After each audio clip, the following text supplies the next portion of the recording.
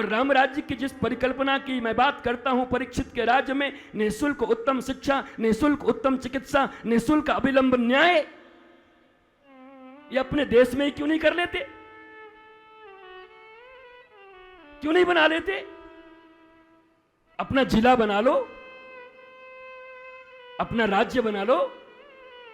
पूरा देश तुम्हारे हाथ में नहीं है तो अपने गांव को बना लो। नहीं बना पा रहे, मॉडल नहीं बना पा रहे। वो सामूहिकता का आनंद, वो होली और दीपावली और दशहरे का आनंद गांवों का, वो गांवों के गन्ने, वो गांवों के मक्के, वो गांव के गेहूं के, अब तुम्हारे पास गेहूं भी कहां है? पंजाब को हरित क्रांति के लिए ललकार दिया। पंजाब इतना अन्न पैदा करने लगा, बोला अब हम निर्यात करेंगे, और उसी पंजाब से रेगुलर कैंसर की ट्रेन चलने लगी। वारे तुम्हारा डेवलपमेंट, ये किसके लिए कर रहे हो? जिस राज्य में अन्न पैदा कर रहे हो उसी राज्य में सबसे ज्यादा कैंसर के पेशेंट कैसे हो रहे? और अब तो खेतियां ऐसी हो रही हैं बेचने के लिए और खाने के लिए कुछ और।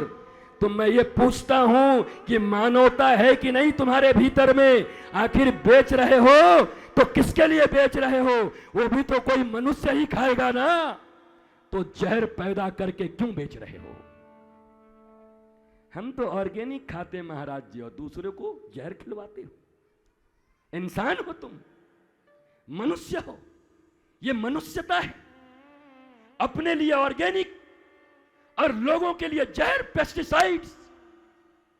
ये पॉलिसीज हैं तुम्हारे, ये नियम है तुम्हारे। 1861 में बनाई गई पुलिस एक्ट अभी तक वही है। अपने देश का पुलिस एक्ट तक नहीं है। अरे ब्रिटिशों ने तो बनाया था हिंदुस्तानियों पर जुल्म करने के लिए। अभी भी यही एक्ट क्यों चल रहा है? 1861 के इस एक्ट को पूरी तरीके से रिमूव करके अपने देश के सनातन संस्कृति के अनुरूप क्या पुलिस एक्ट नहीं बनाए जा सकते?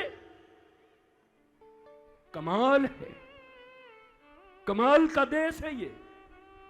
और कमाल के आप बुद्धिजीवी हैं, so called intellects, so called बुद्धिजीवी, विवेकहीन। विवेक कहां है आपका? ना आपके नियम अपने, ना आपकी शिक्षा अपनी, ना आपकी पुलिसिंग अपनी है क्या आपके पास? चाइना आजाद हुआ, जापान का कुछ कुछ कब्जा था, रातों रात जापानी नाम मिटा दिए गए चाइना से। कि हमारे देश में जिन लोगों ने कब्जा करके यहां पर कुछ भी बनाया उनके नाम भी नहीं रहेंगे।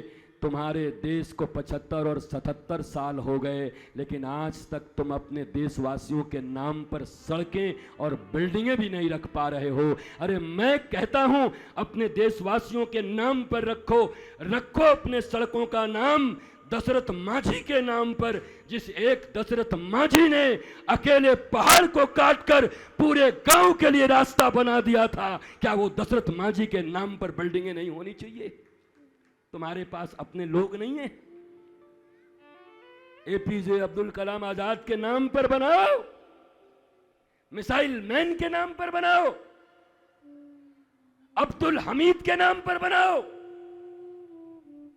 और क्षेत्रीय जितने भी तुम्हारे सूरमा हैं इस बलदेव एरिया में, जिन लोगों ने औरंगजेब के आने पर लोहा लिया, ऐसे पूर्वजों के नाम पर सड़कें बनाओ। वो क्यों नहीं बना लेते? भारत की चेतना सोई है, भारत की चेतना इतनी सोती जा रही है। ये इंतजार कर रहे हैं, इंतजार मत करो। इंतजार करते करते तुम्हारे हाथ से नियंत्रण बाहर चला जाएगा।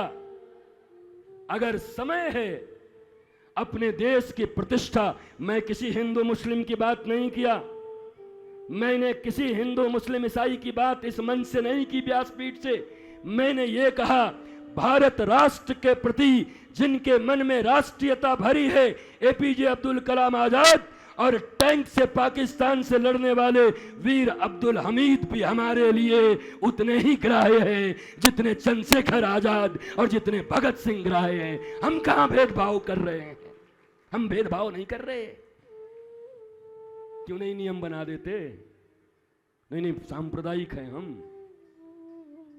पहले तो संप्रदाय का अर्थ नहीं जानते। ये सम्यक प्रकार से प्रदान की गई वो परंपरा जिसको कहते संप्रदाय, इस भारत वर्ष की 75 साल तक राजनीति झूलती रही सांप्रदायिकता के नाम पर।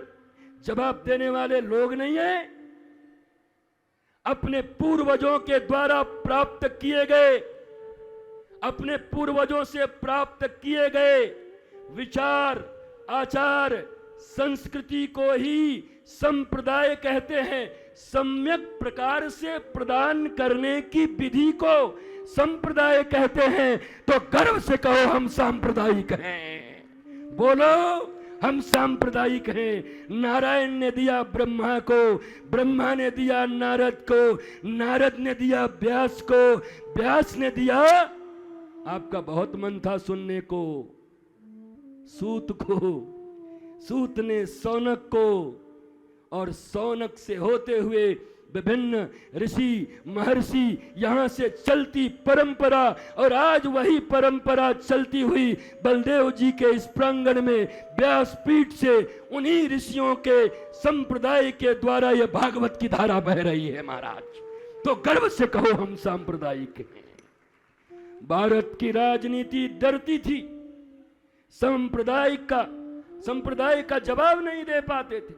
15 साल, मुझे 10 साल हो गए होंगे, मुझे याद है इस मंच से बोलना चाहिए कि नहीं, पर हमारी मुलाकात श्री महंत योगी आदित्यनाथ जी से जब हुई, हम चर्चा कर रहे थे कि भारतीय सनातन संस्कृति में कैसे कमल की तरह खिल के कीचड़ से अपने संस्कृति को ऊपर लाया जाए। उन्होंने मुझे एक बड़ी अच्छी बात कही कि मैं काजल की कोठली में कालिख लगाने नहीं आया हूं, बल्कि काजल की कोठली में आकर के सुंदर जितनी कालिमा है उसको हटा करके ज्ञान सूर्य प्रदीप्त करके इस भारत को देना चाहता हूं, उत्तर प्रदेश को देना चाहता। उन्होंने मुझसे कहा महाराज, और तब कहा ये मीडिया वाले सांप्रदायिक कहते हैं। तब हमने कहा कि महाराज जी इसको ऐसे भी तो बोला जा सकता है कि सम्यक प्रकार से प्रदान की गई। उन्होंने ताली बजाया, कहा अब हमको कोई सांप्रदायिक कह के दिखाए जरा, आनंद के साथ। तो भारतवर्ष 70 साल तक संप्रदाय के इस विषदंत को झेलता रहा। भारत के विद्वान सदा से एक एक प्रश्न का जवाब, भारत की शास्त्र एक एक प्रश्न का जवाब देने के लिए राजी हैं। भारतीय प्राचीन ग्रंथों में ऐसा कोई तुम्हारा प्रश्न नहीं जिसका उत्तर नहीं हो। ये तो तुमको मैंने कह दिया न्यूटन पढ़ाया गया, ग्राहम बेल पढ़ाए गए, तुम और पीछे चले जाओ ना। वायुयान का निर्माण किसने किया? गुरुत्वाकर्षण पहली बार किसने पकड़ा? अब मैं वो श्लोक आज भी नहीं खोज पाया। वो वेद का श्लोक है जहां गुरुत्वाकर्षण के विषय में बताया जा रहा है स्पष्ट। आपको याद है